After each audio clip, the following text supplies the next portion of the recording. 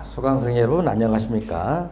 이번 시간에는 21쪽이죠. 21쪽 3권 분립을 제가 어제 설명을 했고요. 저번 시간에 입법부, 행정부, 사법부 그 밑에 그 NGO를 봅니다. NGO 6편에서 다시 다룰 텐데요. 자, 그림을 제가 한번 그려볼게요. 우리는 이렇게 구분할 수 있는데 우리 강의실 밖에는 외부가 되겠죠. 외부. 매년 시험에 나오죠. 지금 1회부터 3회까지. 그럼 내부가 되겠네.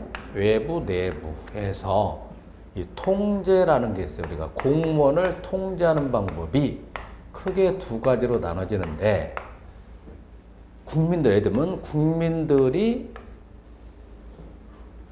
여론이라든지 선거를 통해서 또 정당을 만들어서 행정을 통제합니다. 밖에서 통제한다. 외부 통제. 반대 공무원들이 직업윤리라든지 또 행정부 내 조직들 감사원의 뭐 회계감사 같은 거 각 부처가 또 직무감찰 있지 않습니까? 그건 뭐가 됩니까? 내부 통제 이렇게 말해요. 그래서 우리 상권 분립을 배웠죠. 행정부 밖에 있는 게 입법부 하나 보였죠. 사법부. 입법부하고 사법부가 행정부를 통제한다. 외부 통제. 행정부가 스스로 통제한다. 내부 통제. 됐죠?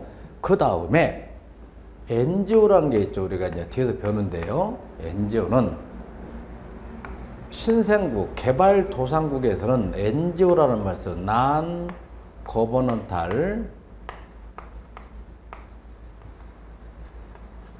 Non-governmental organization 에서 우리가 첫자만 따가지고 이렇게 말하죠.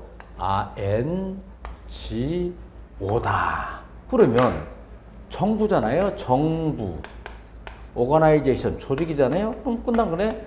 정부 조직이 난 아니다 해서 우리가 이렇게 말하죠. 비정부 조직 그래요. 정부 조직이 아니다.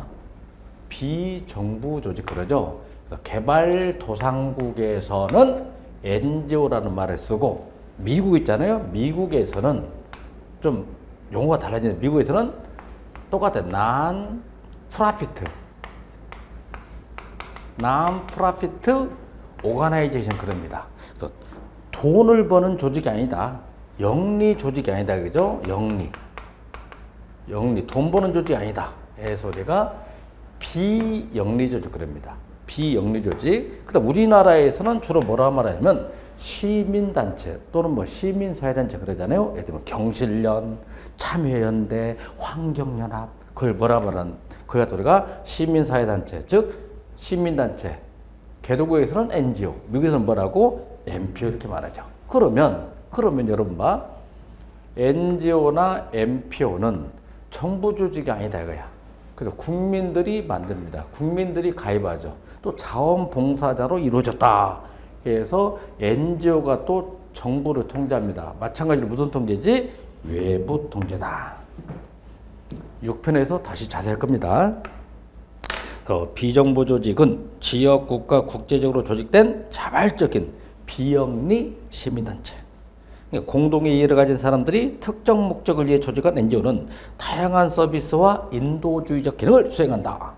정부 정책을 감시하고 정보 제공을 통해 시민의 정치 참여를 장려하며 인권 분야, 환경 분야, 보건 분야, 성차별 등의 특정 이슈를 추각한다.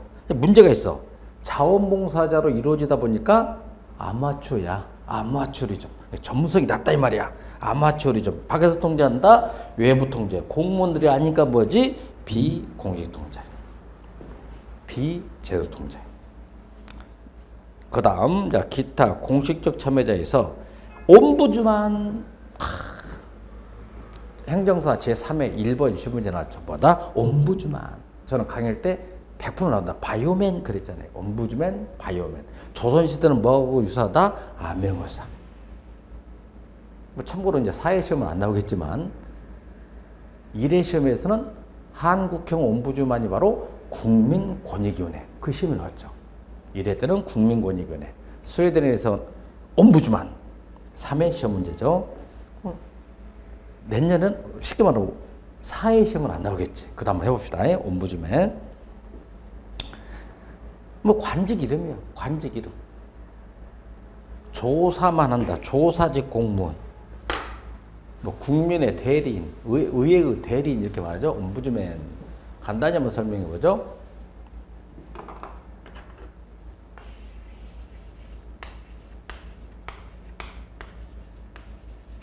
관직 이름인데 뭐 의회의 대리인 그런 뜻이 있죠.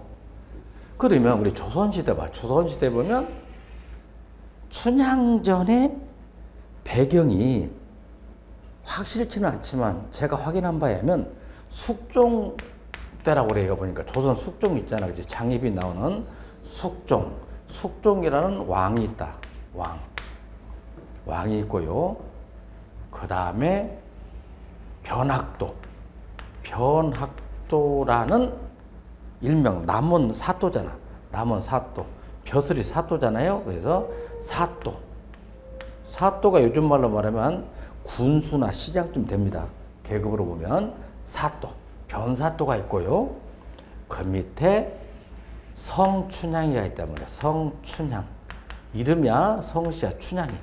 성춘향이라는 우리 백성이 있다. 백성이 있고요. 그 다음에 성춘향의 남자친구. 남자친구인 이몽룡이가 있단 말이야.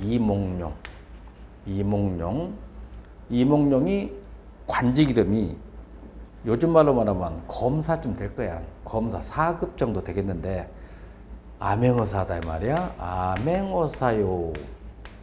이거 됐단 말이에요. 그럼 잘 봅시다. 이렇게 하는 거예요. 자,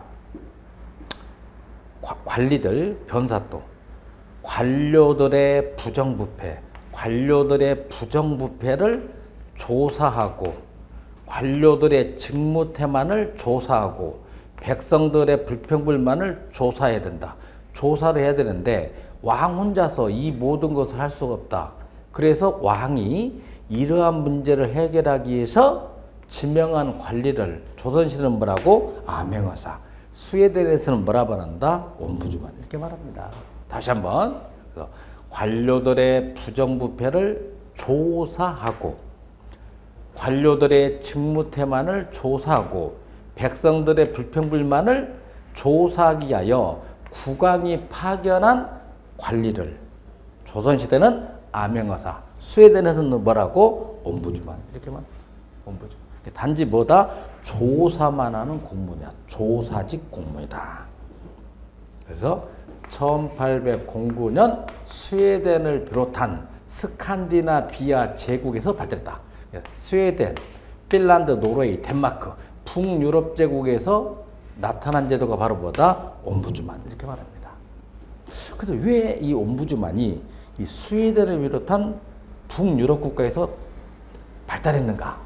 제가 논문을 쓰면서 한번 뒤져봤더니 이런 게 있더라고. 이 스웨덴 이 당시에는 전부 다 바이킹족이야. 그 무시무시한 뭐다? 바이킹족들이다. 예를 들어 봅니다. 이 스웨덴에서는 전쟁이 발발하면 국왕이 직접 전쟁터에 참전합니다.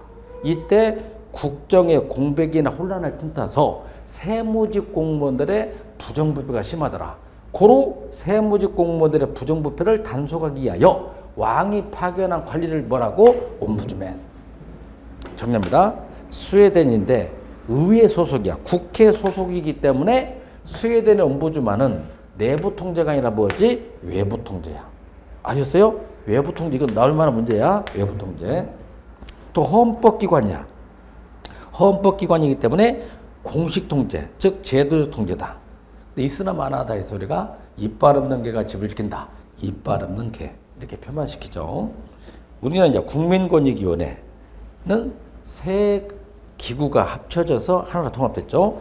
국민고증처리위원회, 국가청렴위원회, 법제처 행정심판 기능이 통합됐죠. 그래서 지금은 부패방지 및 국민권익위원회 설치 및 운영에 관한 뭐다? 법률이야. 근데 아까 스웨덴 옴부즈만은 헌법상 기구, 우리나라 국민권익위는 헌법 밑에 뭐지? 법률상 기구다. 법률상 기구.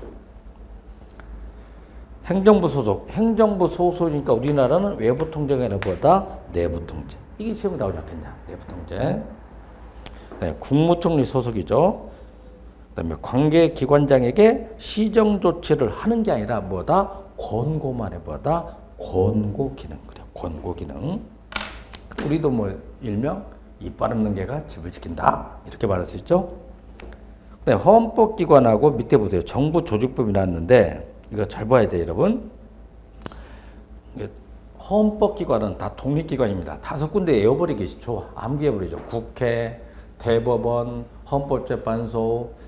근데 특이하게 이건 꼭 별표해야 돼. 뭐겠다? 감사원. 하나 더 중앙선거 관련해. 시험은 뭐가 나오냐면 감사원이 나온 거야. 꼭 별표. 행정사 우리 2대 시험이 또 나왔죠. 3회 시험이 또 나오고. 그래서 대통령 소속기관 내부 통제 중에 뭐가 있다? 감사원. 감사원 한 역할이 많죠. 회계감사, 뭐 직무감찰, 정부조직법. 여기서 좀 여러분 유념할 게 뭐냐면, 자, 암기 방법을 알려드리겠습니다. 자, 그렇죠. 행정학 개론을 잘하려면 용어를 확실해야 된다. 용어. 누가 정확히 용어를 알고 있는가? 이렇게 돼 있죠. 법도 서열이 있단 말이야. 서열. 그래서 제가 강의하면서 이게 중요한 거예요. 자 보세요. 헌법이 있어. 가장 상위법 헌법이죠. 헌법은 어떻게 개정, 제정하냐면 주로 국민투표야. 국민투표에 의해서 개정될 수 있는 게 바로 뭐다? 헌법입니다. 헌법 밑에 그렇지 뭐가 있다? 법률이 있어. 법률은 이제 주로 어디서 제정하냐? 주로 어디서 제정하지? 국회야. 국회죠. 법률 하면 국회에서 제정한다. 법률 밑에 뭐가 있다? 명령이 있어요. 명령. 이제 대표적인 게 대통령령, 뭐 총리령, 대통령령, 뭐 총리령. 그 다음에 장관이 내리면 뭐가 있다? 부령, 뭐 부령. 이런 것들이. 이건 국회가 아니라 이건 주로 누가 하는 거지? 정부가 하는 거지. 정부 명령. 명령 밑에 조례가 있죠. 조례는 지방의회야. 카운셀. 지방의회가 제정하는 법률이 뭐다? 조례입니다. 그 다음에 규칙이라는 게 있어요. 규칙은 지방자치단체장. 지방자치단체장이 제정하는 법률은 뭐다? 규칙거래요. 다시 한번. 서울시 의회가 제정하는 법은 뭐다? 조례. 서울시장이 제정하는 법은 뭐다? 규칙. 이 두 가지를 가르쳐서 우리 이렇게 말합니다. 두 가지를. 그렇죠? 읽어보자. 뭐다? 자치입법권. 자치입법권. 보통 조례하고 규칙이 경합이 붙으면 상위법 우선은 즉 뭐가 우선한다? 조례가 우선하겠지. 구법, 신법 뭐가 우선하지? 신법 우선은 즉. 보통법, 일반법, 특별법 뭐가 우선한다? 특별법 우선은 즉. 좀 신경 써요. 그래서 헌법상 기구 아까 몇 가지 있었죠? 5가지. 대표적인 게 뭐다? 감사원이다. 그 다음에 이제 정부 조직법. 박근혜 정부, 자 보세요. 여기서 여러분 놓치면 안 되는 게 뭐냐면 서울시 7급 9급에 나왔던 문제인데 잘 보세요. 정부 조직법이 있고, 잘 봐야 돼. 정부 조직법이 있고 정부 조직도가 있어요. 틀리는 거야, 여러분. 그래서 박근혜 정부는 17부 5처 16청이야. 정부 조직도는 17부 5처 16청이다 이 말이야. 국세청, 통계청, 기상청 16청. 그런데 잘 봐. 그런데 정부 조직법상 기구는 17부 5처 14청이야.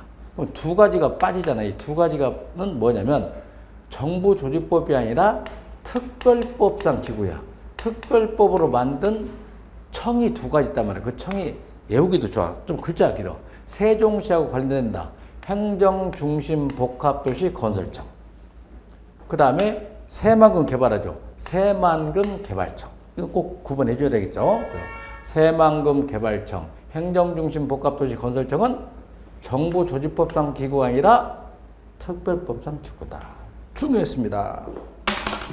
그리고 당연히 17부 5처 16청에 의한 통제도 행정부 소속이니까 어디 무슨 통제다? 내부 통제다. 행정사 3회 시험이 또 나왔죠. 내리 3년 나왔다 이거예요.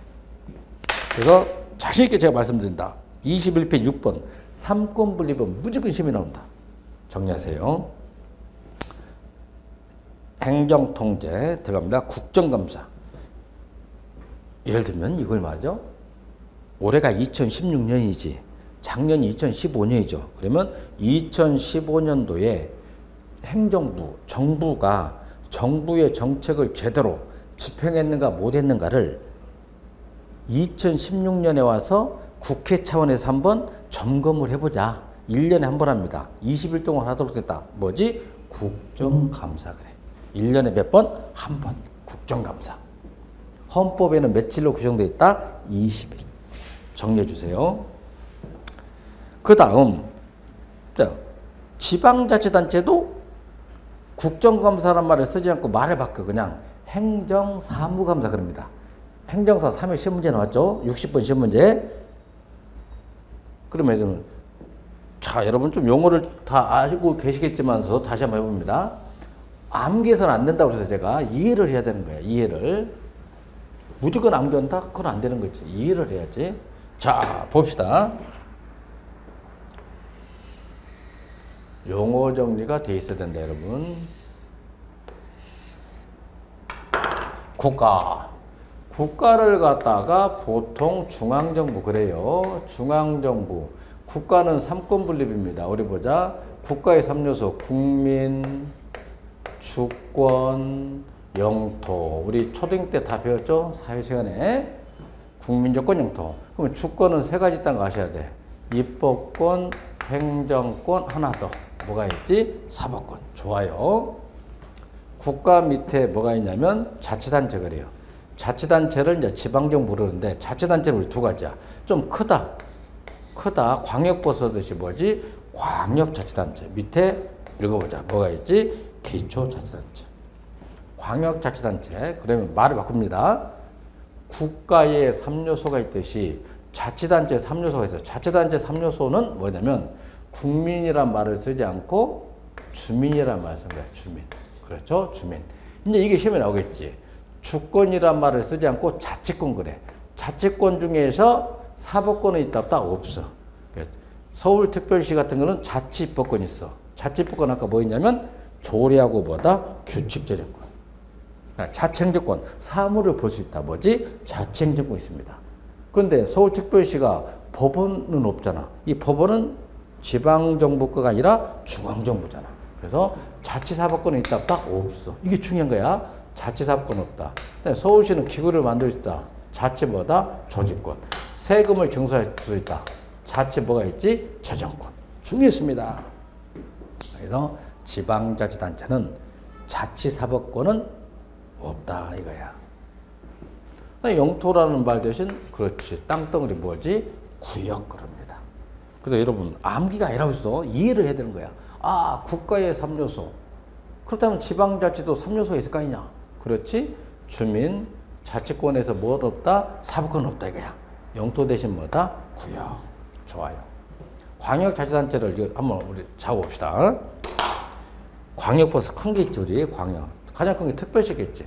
서울특별시 하나 있네. 특별시 하나. 그 다음에 광역시가 있어. 광역시가 몇 개 있지? 지금 현재 몇 개 있다? 6개 있는 걸로 알고 있어. 6개. 부산, 대구, 인천, 광주, 대전, 울산. 그 다음에 광역시하고 동급이 특별자치시야. 세종특별자치시. 특별자치시가 있어요. 특별자치시. 세종특별자치시 몇 개 있다? 하나. 그 다음에 도가 있지. 도가 팔도, 사나이 몇 개 있다? 8개. 또 하나 더 있죠. 도가 제주 특별자치도가 있죠. 제주 특별자치도가 있어. 행정사 3위 시험에 또 나왔죠. 유일하게 경찰자치를 도입한 자치단체는 딱 하나. 특별자치도. 제주 특별자치 몇 개 있다? 하나. 합쳐보자.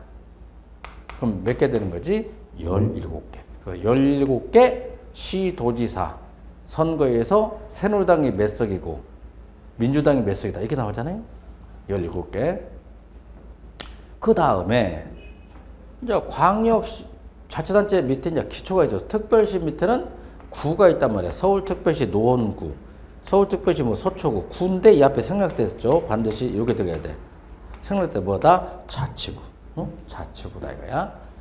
특별시 밑에 뭐다? 구. 또 잡아야 돼. 광역시 밑에도 뭐가 있다?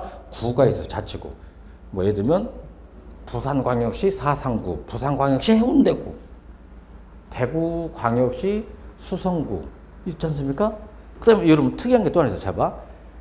광역시에서는 도시지역에서는 구를 두지만 농촌지역에서는 군을 둘 수 있어. 군. 광역시 밑에는 자치구도 둘 수 있고 군도 둘 수 있어. 농촌지역은 군을 둔단 말이에요. 예를 들면 박근혜 대통령 고향이 어디냐면 대구광역시 달성군이야. 달성군.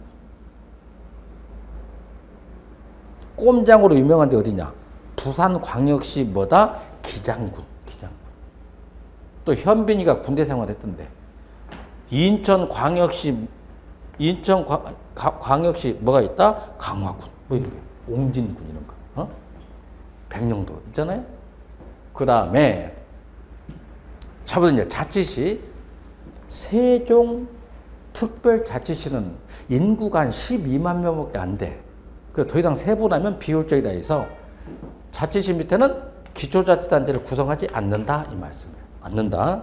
그다음에 경기도 도 밑에는 시를 줘. 시도 경기도 수원시, 경기도 가평군. 도 밑에는 시도 두고 뭐 줬다? 군을 줄 수다. 그다음에 제주특별자치도 인구가 현재 62만 명이야. 62만 명이기 때문에 서울로만 하면 노원구 인구보다 적은 거야.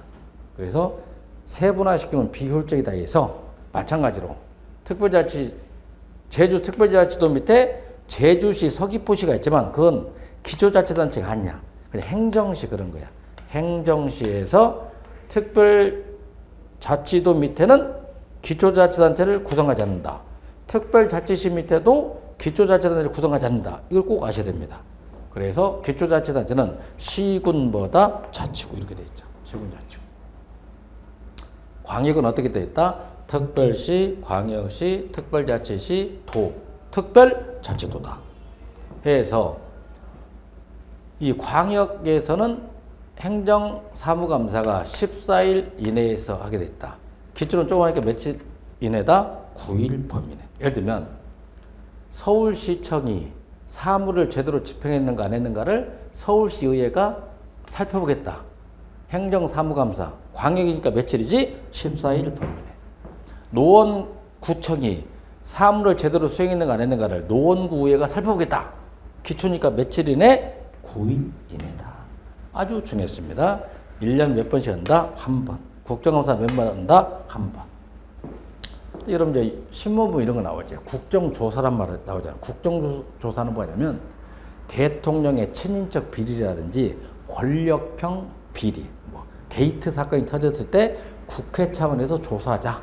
국정조사 그럽니다. 이건 1년에 몇 번 하라는 규정이 없다 이거야. 없다. 여러분 정확히 정리해 주시기 바랍니다. 2015년 행정사 3회 시험에 뭐가 나왔지? 이게 나왔다. 아주 좋아요. 그 다음에 밑에 자치단체 분류 제가 설명을 해줬고요. 문제 한번 내보겠습니다. 현행 기초자치단체로 볼 수 없는 자치단체는 1. 서울특별시 노원구 2. 인천광역시 강화군 3. 경기도 수원시 4. 전라북도 임실군 5. 제주특별자치도 서귀포시 몇 번? 5번이 되겠다. 자, 두 번째 주제형은요. 우리나라는 현재 자치를 두 가지 하고 있어요. 교육자치하고 지방자치를 하고 있어. 근데 유일하게 제주특별자치도는 플러스 하나 더에 뭐 한다? 경찰자치. 경찰자치. 그 행정사 3회 시험에 나왔지. 자치경찰제도를 도입하고 있는 자치단체는 어디다? 제주특별자치도다. 행정학계로 쉬운 거예요, 여러분. 여기까지 정리했고요. 그다음 페이지를 넘겨서 행정심판과 행정소송이 나오는데 이제 법률이 좀 바뀌었죠. 이게 심판하고 소송은 뭐냐? 뭐 간단한 겁니다. 행정법 총론에서는 깊게 들어가지만 우리 행정에서는 다 필요 없고 딱 두 가지만 알면 되겠죠. 포인트는 뭐냐? 이겁니다. 국민들이 행정기관으로부터 부당하게 이익을 침해당했을 경우 구제받는 수단 중에 이의신청도 있고 행정심판도 있고 뭐가 있다? 행정소송이 있다는 거지. 행정소송이다. 이의를 신청한다. 이의신청. 그 다음에 행정심판, 행정소송. 자, 한번 예를 들어보죠. 노원구청이 있어요. 노원구청이 있다. 구청. 그 다음에 서울시청이 있겠지. 서울시청. 그 다음에 서울시 행정법원. 법원이 있겠죠. 법원. 이렇게 한번 정리해보죠. 갑돌이. 갑돌이가 노원구청 관내에서 노래방을 운영하고 있는데 불법으로 도우미를 고용했어. 그래서 노원구청 공무원한테 단속에 걸렸어. 단속에 걸렸다. 그래서 노원구청장이 갑돌이한테 법을 어겼잖아요. 법을 어겼기 때문에 갑돌이 너는 법을 어겼기 때문에 영업정지 15일이다. 영업정지 15일을 때린 거야. 이때 갑돌이는 이 행정청으로부터 피해를 받았잖아. 어떻게 보면 원미로는 피해를 본 거죠. 영업을 15일 동안 못 하기 때문에. 이때 갑돌이는 부당하다. 부당하다 해서 노원구청장을 상대로 나는 억울합니다. 도와주세요. 그걸 갖다 우리가 보통 읽어보자. 뭐라 말하지? 이의신청거래보다 이의를 신청했단 말이야. 근데 이의신청을 노원구청에서 받아들이지 않았어. 받아들이지 않았을 때는 또 구제수준에 있어야지. 부당하다 해서 시청. 시청이나 이제 도청에 가면 행정심판위원회에 있단 말이야. 행정심판위원회에 있단 말이야. 행정심판위원회한테 제기합니다. 나는 너무 억울하다. 너무 억울하다. 해서 취소해달라. 취소해달라고 제기한다. 뭐다? 취소심판. 취소해달라. 그 심판을 갖다 취소해달라. 행정심판위원회, 시도에 있는 행정심판위원회에다가 취소심판합니다. 이걸 뭐라 말한다? 행정심판. 뭐라고? 행정심판 이렇게 말한다. 행정심판이다. 이것도 이제 받아들이지 않았어. 받아들이지 않았을 때 법원한테 정식적으로 재판에 청구합니다. 그러다 취소해달라. 취소 뭐하지? 소송 냅니다. 취소소송. 이거 갖다 우리가 뭐라고? 행정소송. 뭐라 말한다? 행정소송. 여기서 내린 결정을 뭐라 말하지? 판결. 여기서 내린 결정을 뭐라 말한다? 재결. 이렇게 말하죠. 재결. 자, 한번 정리해 볼까요? 행정심판은 다 필요 없고 그 판정기관만 봐. 판정기관 행정부가입니다. 행정심판위원회. 시도에 가면 행정심판위원회가 설치되어 있다. 그래서 내부 통제죠. 행정소송은 사법부, 법원이 하니까 외부 통제. 그 다음에 판정 절차는요. 약식이야. 약식 쟁송에서 사법적이 아니라 보다 준사법적 기능. 행정부가 하니까 준사법적 기능.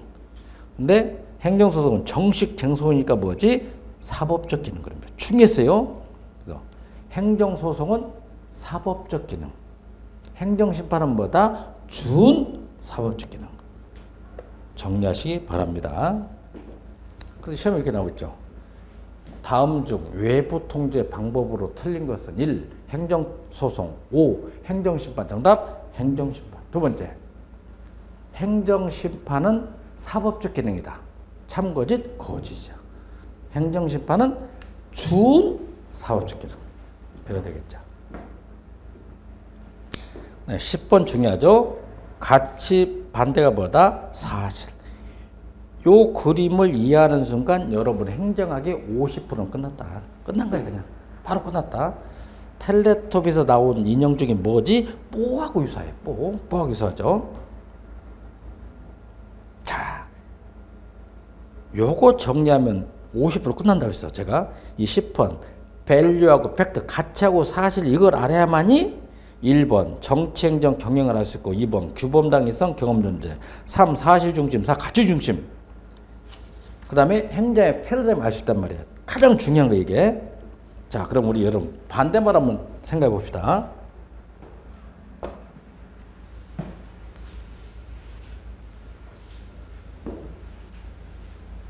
반대말 찾기 한번 해보죠.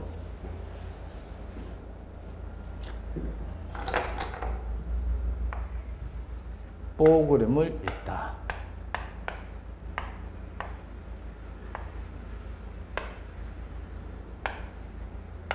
이렇게 해서 자 3등분 해볼게요 여러분. 2등분 3등분 똑같은 얘기인데 이렇게 해놓고 항상 A 반대는 B겠지. 가운데 낀 것은 C 그랬어요. C. 이게 행정이다. 행정의 어머니는 배웠죠. 정치. 아들은 뭐였지? 경영 이렇게 배웠어. 경영을 다른 말로 사행정이라고 제가 말했지? 사행정. 행정은 읽어보자. 뭐가 되지? 공행정 그래. 공행정. 그리고 간단히 한번 보세요. 머릿속에는 뭐가 든지 알 수가 없잖아. 알 수가 없다. 뭐가 되지? 추상성. 추상적이다. 반대 B. 다리는 다 보이잖아. 다리 다 보이잖아. 롱다리, 숏다리, 루저. 아니 그런 말이지. 롱다리, 숏다리. 추상성 반대 읽어봐. 뭐가 되는 거지? 구체성 그런 거야. 추상성, 구체성. 이 정도 알겠지 여러분? 뭐 상식이잖아. 다시 머릿속에 뭐가 든지 알 수 없어? 추상적이다. 롱다리, 숏다리, 루저. 뭐다? 구체적이다. 추상성을 다른 말로 value. 뭐라 말한다? 가치 그래. 가치입니다. 대의 명분 뭐다? 가치. 반대는 fact. 팩트 뭐가 되는 거지? 사실 그래. 사실. 여러분 잘 보세요. 1 플러스 1은 2이다. 뭐다? 사실. 근데 봐. 내 마음은 호수요. 내 마음은 호수요. 사실이니까 뭐지? 가치 그런 거예요.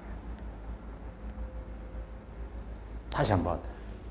1 플러스 1은 2이다. 뭐다? 사실. 근데 1 플러스 1은 귀요미. 그 뭐야? 뭐가 되는 거지? 가치가 되는 거지. 그 다음에 동요 쭉 한번 잡읍시다. 그 다음에 7 반대. 그렇죠. 질적이다. 반대는 뭐다? 양. 그래. 질과 양이 있어. 그래. 품질. 질하고 뭐가 있다? 양. 그 다음 주관적이죠. 가치 문제라는 것보다 주관적. 반대 뭐다? 객관적. 그럼 여러분 우리 초딩 때 중딩 때 배운 게 있어. 이런 거 배웠죠 우리가. 인간을 연구할 때 성리학 인간을 연구할 때 벨트 이쪽은 알 수가 없잖아. 그래서 우리가 형이 상학 그래. 형이 배웠지. 뭐라 그런다? 상학. 반대로 뭐예요? 형이 뭐가 되는 거지? 하학 그런 거야. 형이 하학. 벨트 이쪽 뭐다? 형이 상학. 아래쪽은 뭐지? 형이 하학. 가치냐 사실이냐 이렇게 말할 수 있죠. 그 다음에 이제 뒤에서 합니다. 규범 이꼴 뭐다? 당위성 그래. 규범 당위성 반대가 경험 존재 그래. 경험 존재. 그 다음에 목적 반대 수단. 이제 그때 중요하죠. 현상학 반대가 뭐였지? 논리 실증주의. 현상학 반대보다 논리 실증주의. 기술성 반대보다 과학성. 신행정학 반대가 뭐지? 행정 행태론.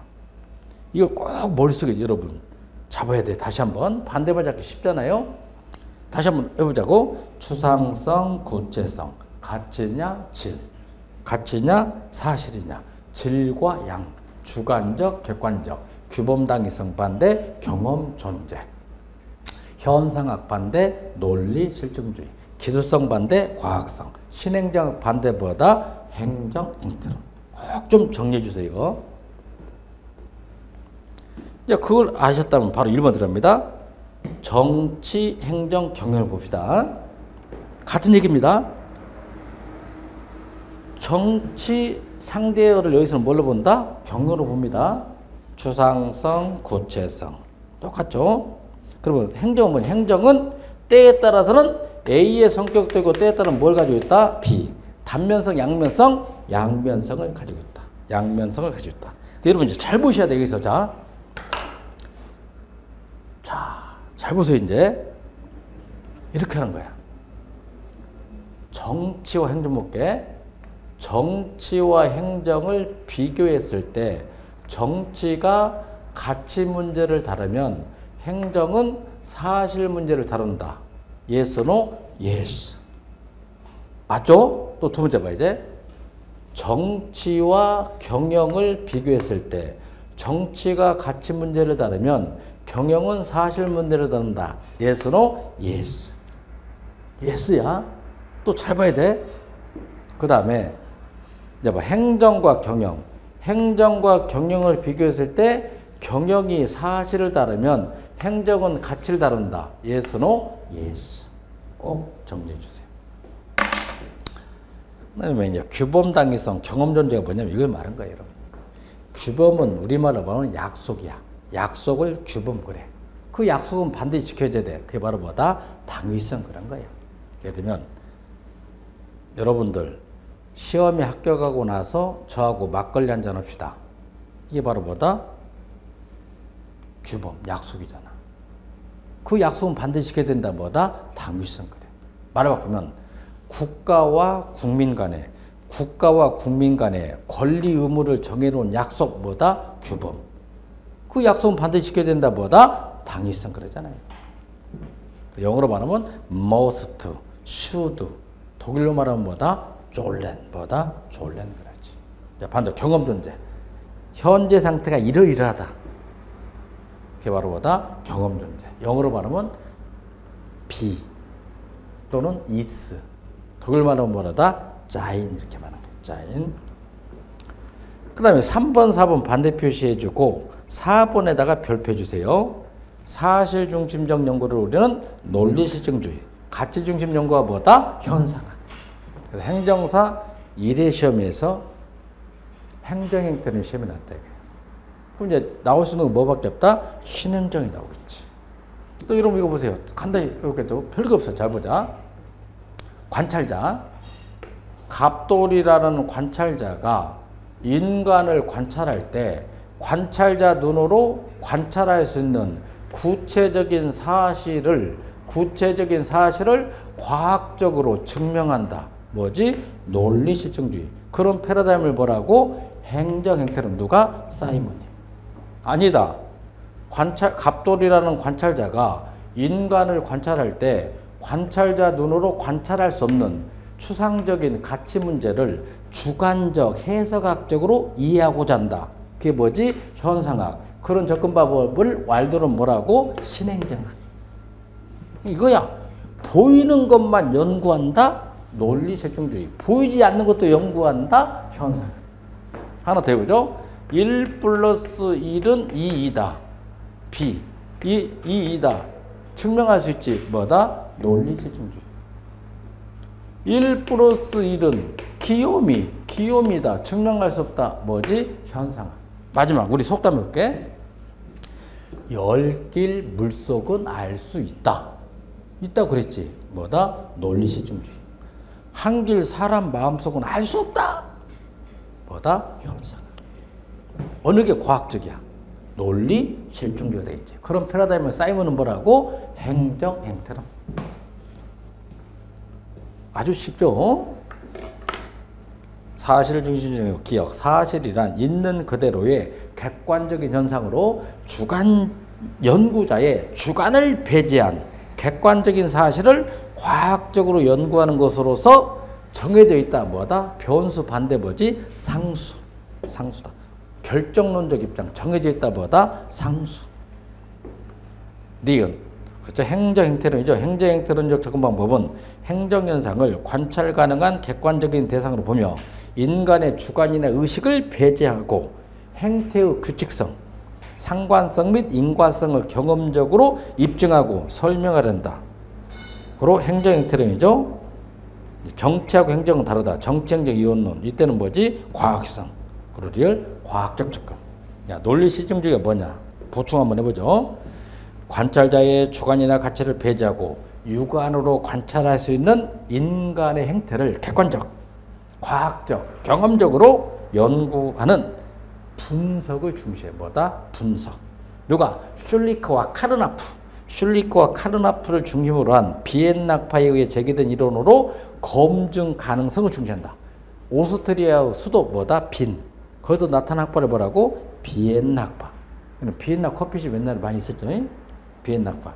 오스트리아 수도에서 발달한 학파는 뭐다? 비엔낙파. 그럼 우리 노원구에서 발달한 학파는 뭐다? 노원학파 그러겠죠. 이제 수락사니까 수락학파? 뭐 그럴 수 있겠죠.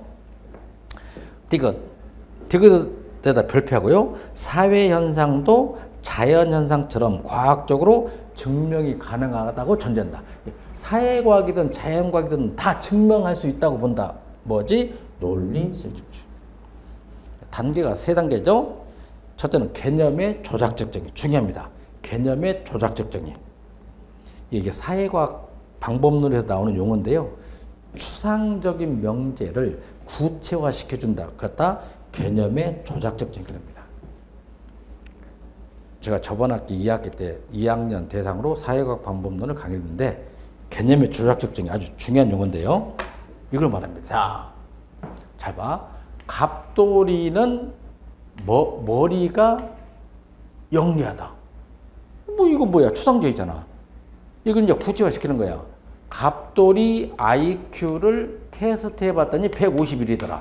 구체화시켰지. 그걸 갖다 개념의 조작적 정의. 서울시 9급 승진시험에 한번 나왔죠. 두 번째 봅니다. 대한민국은 잘 사는 국가다. 뭐야? 추상적이죠. 대한민국 1인당 GNP는 28,000달러다. 구체화시켰다. 개념의 조작적 정의. 두 번째는 가설을 이제 만들어요. 가설 구성한다. 이론이나 법칙으로부터 가설을 연역적 조출합니다. 가설이 구성된 마지막 자료 수집을 통해서 검증의 단계를 따르는데 검증 및 이론 도출은 전반적으로 기납법으로 이루어진다. 누가? 행태론자인 허포테이 사이먼이. 가치 중심 연구죠. 가치란 주관적인 평가의식, 착할선, 나쁘락, 선과 악, 옥은 선과 악 또는 옳고 그름에 대한 판단으로서 규범적 당위성 차원의 연구를 의미하며 해석학에 영향을 받았다. 해석학. 딜타이가 연구한 보다 해석학에 영향을 받았다. 이건 신행정학이죠. 신행정론. 반대로 정치행정은 같다. 정치행정 이론론. 그리고 기술성이죠. 그리고 대안을 제시한다 해서 대안적 접근과 일맥상통한다. 페이지를 넘깁니다. 현상학. 우리 1편 뒤에서 다시 한번 더 할 겁니다. 여러분 중요한 거예요. 기억. 그렇죠. 관찰자가 관찰할 수 없는 인간의 의식이나 마음을 주관적 해석학적 접근으로 연구한다. 그리고 두 번째, 행정현상이란 그 속에 참여하는 사람들의 의식, 생각, 언어, 개념 등으로 구성되며 상호 주관적인 경험으로 이룩되는 것이기 때문에 인간의 주관적인 관념, 의식 및 동기 등의 의미를 더 적절하게 다루고 이해할 수 있다는 입장을 친다. 동그칩니다. 현상학은 분석이 아니라 뭐다? 이해. 뭐 한다고? 이해. 리커그나이즈보다 이해의 방법을 쓴다. 이해. 동그라미 쳐놓고. 이해 방법을 사용한다. 그 다음 디귿. 외부 관찰자의 입장에서 관찰할 수 있는 요소나 명백한 예견상의 행태에 대한 인과적 설명에 관심을 갖는 것이 아니라 외부로 나타난 현상 너머에 있는 근본적인 것, 본질적인 것을 꿰뚫어 보기 위한 학문적인 태도, 본질적인 것을 꿰뚫어 보자. 누가? 프랑크푸르트 학파인 에드먼드 후셀이 연구했으며 신행정학과 관련이 있다. 해석학 봅니다. 행정고시 한번 나왔는데 이걸 아세요, 여러분? 해석학하고 현상학하고 어느 게 먼저 나타났냐, 그게 중요한 거야. 해석학에 도움을 받아서 나타나는 게 현상학이다. 그걸 아셔야 돼. 그러면 이제 끝나는 거예요, 그건. 대표학자는 딜타이죠. 두 번째, 인간의 삶을 파악하는 방법은 대상을 보편적인 법칙에 기속시키는 자연과학적인 방법과는 달리, 그렇지? 동그라미 이해의 방법을 적용한다. 이해를 하자. 그리고 3. 해석학의 기원이 성서 문헌의 해석이 있었지만 딜타이는 슐라이어마하의 해석학 연구를 토대로 생의 해석학의 방법론적 체계를 처음 연구했다. 저게 뭐냐? 한번 봅시다. 우리 성서라는 말 들어봤지? 성서. 성경, 뭐 성서지. 하나님의 말씀을 기록해 놓은 책이 바로 뭐다? 성서. 구약 성서, 신약 성서 그러잖아요. 성서. 그 부처님의 말씀을 기록했다. 그건 뭐지? 불경. 뭐 다란이경 그러지. 불경. 그럼 잘 보세요. 하느님께서 우주를 엿새 만에 창조하였느니라. 하느님께서 우주를 엿새 만에 창조하였느니라. 이게 누구의 말이야? 하느님이잖아. 그 말 뜻을 이해해보자. 이해해보자. 그게 바로 뭐지? 성서해석학. 그래. 뭐다? 성서해석학. 그럼 우리 인간 삶에 도입한 학자가 누구다? 대변학자 슐라이마흐. 성서분의 딜타이 학자는 슐라이마흐 해석학 연구를 토대로 생의 해석학의 방법 체계를 처음 연구했다. 그래서 성서해석학, 그 다음에 인간의 삶의 적용이다. 생의 해석학자 누구다? 딜타이다. 그 다음에 이 생의 해석학을 넘어서면 이제 에드먼드 후셀이 연구한 뭐가 되는 거지? 현상학이 되는 거야. 현상학. 여기까지. 여러분 잘 봐. 하느님께서 우주를 엿새 만에 창조했느니라. 증명할 수가 없잖아. 그러잖아요. 그런데 이게 바로 종교계에서 말하는 진화론이 아니라 뭐가 되지? 창조론. 그런 거야. 창조론. 그래서 미션 스쿨에서는 진화론을 안 배워. 뭐가 과학이라고 믿지? 창조론을 믿는 거야. 창조론. 이해됐죠?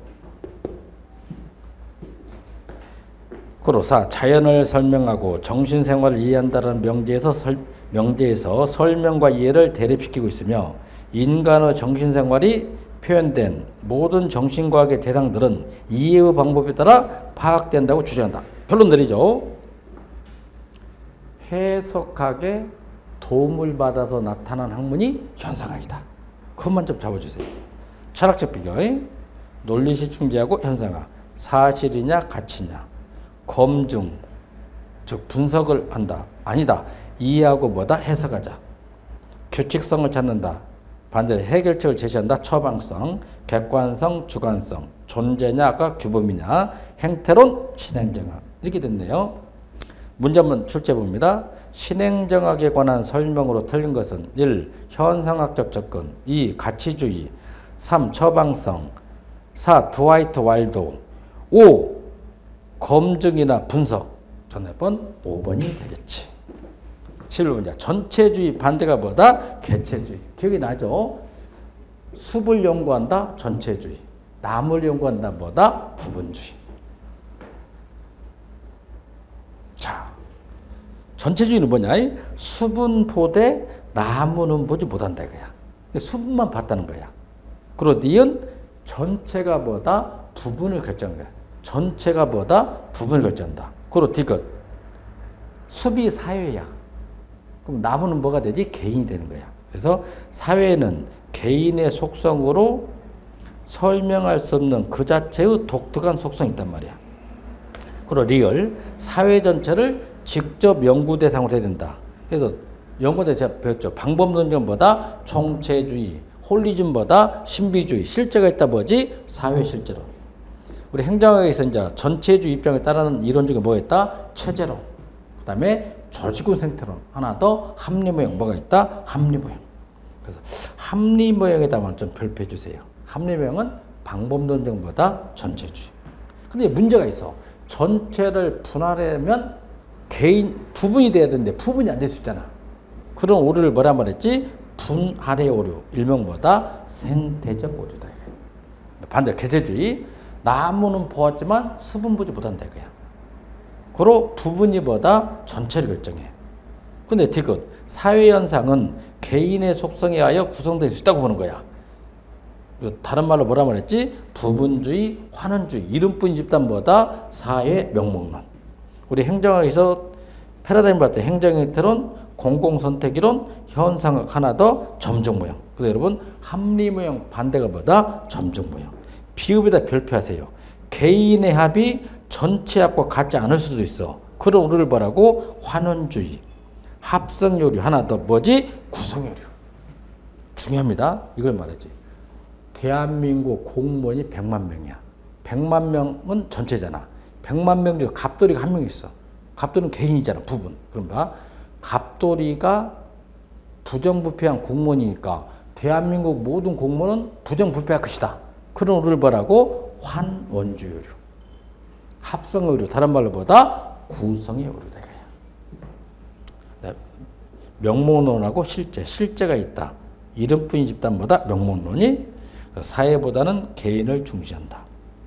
반대로 개인보다 사회 중시. 그 명목론은 최고의 기량을 가진 선수들로 팀을 만들면 그 팀은 보다 최고가 된다는 관점이죠. 근데 반대로 최고의 기량을 가진 선수들로 팀을 만들어도 그 팀은 최고가 된다는 보장이 없다. 그럼 다시 한번 정리해보죠. 방법론적 전체주의하고 방법론적 개체주의를 비교한다. 그래서 방법론적 개체주의가 가지고 있는 한계점이 바로 뭐냐? 부분이 모인다고 해서 반드시 전체가 될 수 없다. 뭐지? 환원주의 오류. 꼭 좀 정리하시기 바랍니다.